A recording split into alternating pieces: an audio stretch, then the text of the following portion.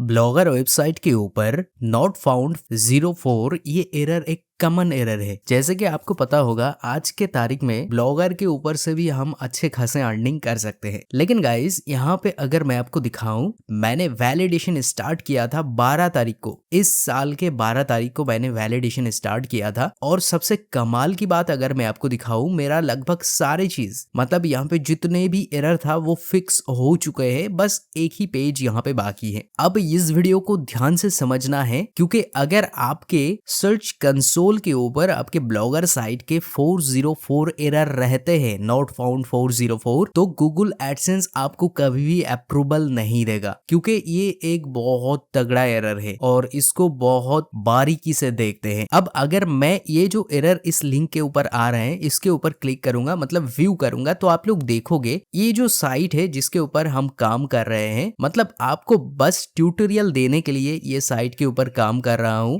बाकी मैं आपको बताऊंगा ये साइट एक्टिव नहीं है, बस आपको सिखाने के लिए ये साइट मैंने ली है। अब देखो वहां पर मैंने जैसे क्लिक किया ना, इस साइट के ऊपर ये आ चुके हैं, मतलब यहाँ पे कोई एरर नहीं है। ये एरर कब आते हैं मैं आपको बता देता हूँ। अगर हम यहाँ पे क्लिक करेंगे ना, मतलब ऐसे मैं आपको बता देता हूँ अच्छे तरीके से। इसको कॉपी करते हैं एंड यहाँ पे थोड़ा सा एडिट करके इसको एंटर करते हैं, तो यहाँ पे कुछ कुछ केस में ये ओपन नहीं होंगे या फिर नॉट फाउंड 404 आएंगे, तो वही होते हैं बेसिकली।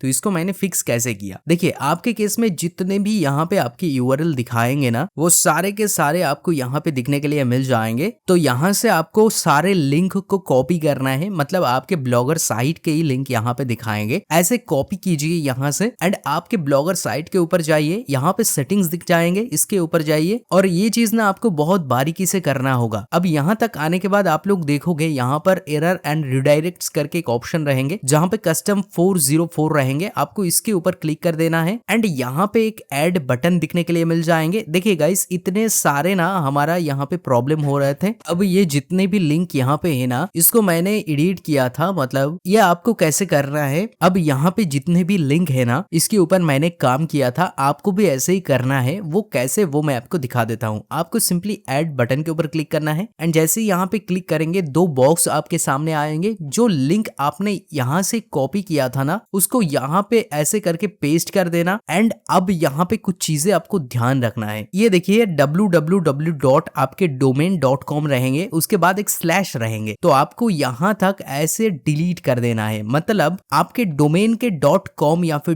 .in .xyz जो भी आपके डोमेन है, डोमेन खत्म होते ही जो स्लैश रहेंगे ना, वो स्लैश तक, मतलब स्लैश को भी आपको डिलीट करना है। यहाँ तक डिलीट करके ना इतना ही रखना है, मतलब आपके यूआरएल को रखना है और टू की जगह पे आपको खाली रखना है। अब देखो यहाँ पे ना कुछ चीजें लोग आपको अक्सर नहीं बताते हैं, लेकिन ये चीज आपको जानना बहुत ज्यादा जरूरी है। यहाँ पे लोग इसको परमानेंट करके ओके कर देंगे, लेकिन नहीं भाई, ऐसा नहीं करना। आप लोग अगर एडसेंस का अप्रूवल लेने के लिए बहुत सीरियस हो तो आप क्या करना, देखिए जिस पोस्ट के ऊपर आपके ऐसे एरर आ रहे हैं, वो पोस्ट के ऊपर एरर तभी आते हैं जब आप वो पोस्ट को डिलीट करते हो या फिर लिंक को चेंज करते हो। तो आपको करना क्या है, जो पोस्ट आपने डिलीट किया था वैसे रिलेटेड आपको एक पोस्ट नए पब्लिश करना है आपके साइट के ऊपर। लाइक मैं आपको बता देता हूं, देखिए मानो ये जो पोस्ट है ये आपने इस पोस्ट के रिलेटेड बनाए हैं, ठीक है। तो बना के पब्लिश होने के बाद इसके लिंक जो है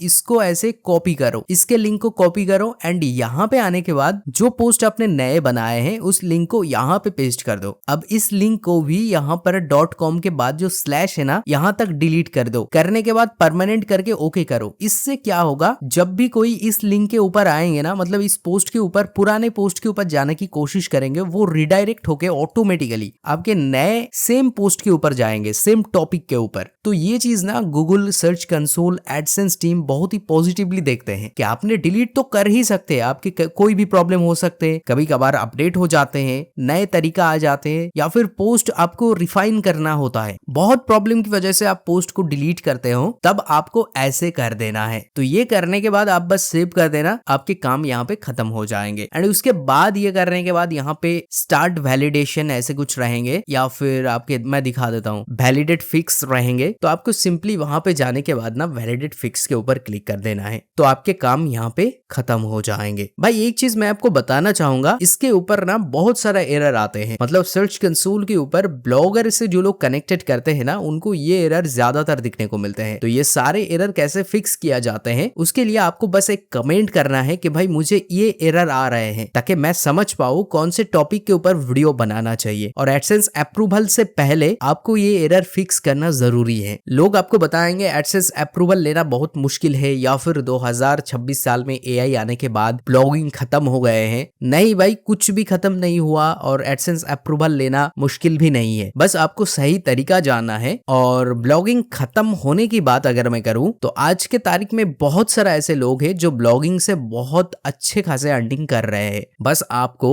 एआई को कंपटीटर समझना है, तो आपको काम करना आसान हो जाएंगे एआई आने के बाद, क्योंकि बहुत सारा चीज आप लोग एआई की मदद से कर पाओगे, और वो मैं आपको दिन ब दिन बताऊंगा। अच्छा, एक चीज मैं आपको कब से बताने की सोच रहा था लेकिन अक्सर मैं भूल जाता हूँ, आज मैं बता देता हूँ। देखिए, आप लोगों के इंडेक्सिंग में बहुत ज्यादा प्रॉब्लम आते हैं, उसका एक बहुत बड़ी रीजन है, वो मैं आपको बता देता हूँ। हम लोग जब कोई पोस्ट लिखते हैं, मतलब कोई आर्टिकल अगर हम लिखते हैं, तो हम ये जो ब्लॉग के ऊपर टाइटल देते हैं ना, ये लोग अक्सर गलती कर देते हैं। यहाँ पे लोग क्या करते हैं, हिंदी लिखते हैं एंड उसके बाद ये जितने भी सेटिंग्स यहाँ पे आते हैं इसको नहीं देख के वो लोग पब्लिश कर देते हैं। आपको मैं बता दूं, आप लोग क्या करोगे, यहाँ पे अगर हिंदी टाइटल दोगे उसमें तो आपको एसईओ बढ़िया हो जाते हैं, मतलब सर्च में बहुत अच्छे खासे रैंक करते हैं आपके पोस्ट। लेकिन गाइस, ये पर्मा लिंक जो है यहाँ पे क्लिक करके आपको देखना पड़ेगा कि आप लोगों के लिंक यहाँ पे हिंदी तो नहीं बने, क्योंकि आप लोग अगर टाइटल में हिंदी लिखोगे तो डिफॉल्टली पर्मा लिंक जो है वो हिंदी बन जाएंगे। अगर हिंदी बन जाते हैं तो गूगल सर्च कंसोल आपके लिंक को पहचान नहीं पाते कुछ टाइम पे, तो वहां पे रिडायरेक्ट एरर आ जाते हैं। तो हमेशा आप लोग यहाँ पे अगर हिंदी लिखते हो तो उसको आप यहाँ पे इंग्लिश लिंक में कन्वर्ट कर देना, इससे आपका एसईओ बढ़िया होगा एंड गूगल सर्च कंसोल आपके पूरा पोस्ट को पहचानेगा। देखिए, मैं अक्सर चाहता हूँ मेरे वीडियो के अंदर आपको कुछ सीखने को मिले, इसी वजह से मैं आपको बोलता हूँ मेरा वीडियो को पूरा देखना, आपको बहुत कुछ सीखने को मिलेगा। और आज के तारीख में भी ब्लॉगिंग में स्कोप है, आप लोग अगर सही ढंग से काम करोगे तो यहाँ से भी आप लोग अच्छे खासे अर्निंग कर सकते हो। तो हमेशा याद रखना, आपको यहाँ पे पर्मा लिंक जो है वो इंग्लिश में देना है, टाइटल आपका हिंदी रहे, पोस्ट आपका हिंदी रहे, उसमें कोई दिक्कत नहीं है। सच कहूँ तो मेरा उतना ज्यादा टाइम नहीं मिलता, इसी वजह से मैं इस चैनल के ऊपर कम वीडियो लेकर आता हूँ आपके लिए, लेकिन जितने भी लाता हूँ ना वो आपके लिए सॉलिड होते हैं, क्योंकि यहाँ पर मैं अपने 10 साल के ब्लॉगिंग यूट्यूब से जितने भी सीखे हैं वो एज इट इज शेयर करता हूँ। प्लेलिस्ट एक बार चेक करना, इसका प्लेलिस्ट आपको बहुत ज्यादा काम पे आएंगे। लगभग हर तरीके की प्रॉब्लम के बारे में मैंने इस चैनल के ऊपर बता रखे हैं, जो भी न्यू ब्लॉगर जो नए काम करते हैं वो फेस करते हैं सारी चीज। और जिनका एडसेंस अप्रूवल अभी तक नहीं मिले हैं वो ये एड नेटवर्क के ऊपर जा सकते हैं, यहाँ से वो लोग अर्निंग शुरू कर सकते हैं। एंड जब वो रिव्यू के लिए भेजेंगे तब इसको हटा के ना वो एडसेंस अप्रूवल के लिए भेज सकते हैं। तो अगर आपको किसी भी तरीके की सवाल है आप कमेंट करना, और पीसी ग्रबर टीम कभी भी आपसे आपके कोई personal information like OTP, email address कुछ नहीं पूछते हैं, तो कभी भी हमारे वीडियो के कमेंट पे या फिर ईमेल पे ऐसे चीज मत देना।